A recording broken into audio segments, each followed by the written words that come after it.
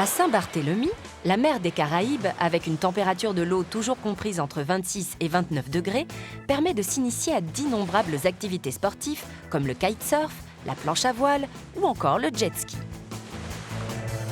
À Saint-Jean, les avions qui décollent ou atterrissent font partie de l'animation.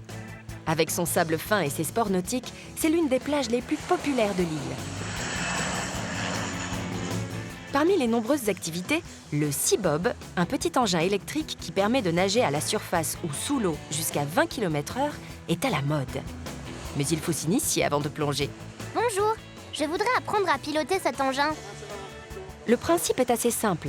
Il suffit de s'allonger et de bien tenir les poignets pour diriger le Sea-Bob. Mais une fois dans l'eau, il vaut mieux bien s'accrocher et suivre les conseils du moniteur avant de se lancer en solo. Génial, je vais aussi vite qu'un dauphin. La plage de Saint-Jean est située dans une baie bien protégée, sans trop de vagues, idéale pour s'initier au kayak. Une fois appris le maniement de la pagaie, on met cap au large pour une petite balade. Le kayak peut se pratiquer en duo ou en solo.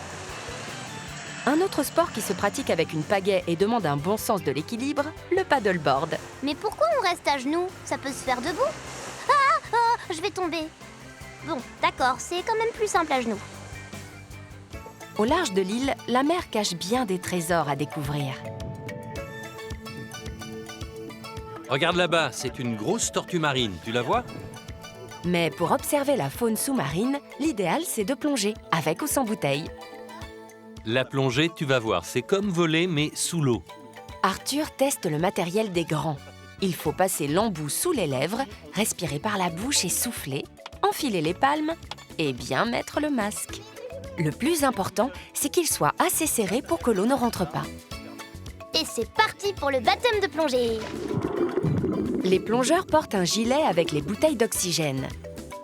Arthur est trop petit encore pour plonger avec des bouteilles, mais grâce au masque, il peut déjà apprécier le spectacle de la vie sous-marine.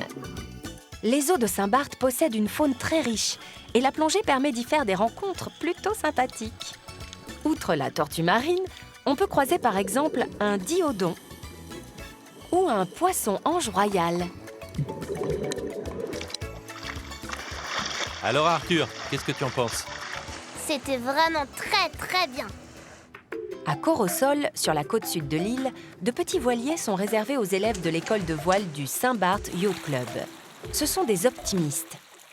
C'est l'occasion pour Arthur de prendre sa première leçon de voile et d'apprendre par exemple à virer de bord en évitant la baume, la barre horizontale qui oriente la voile.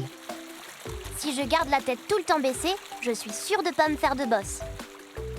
Petit et facile à manœuvrer, l'Optimiste est le bateau idéal pour les enfants qui veulent apprendre à naviguer.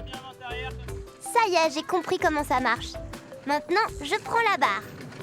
Regardez, je suis le capitaine Arthur. À Saint-Barth, on peut aussi croiser d'autres voiliers nettement plus impressionnants, notamment lors de la Bucket, une régate annuelle réservée aux yachts d'au moins 30 mètres de long. C'est quand même plus confortable que l'Optimiste. Cette régate n'est qu'une des nombreuses activités de Saint-Barthélemy, un vrai paradis pour les amateurs de sport nautique.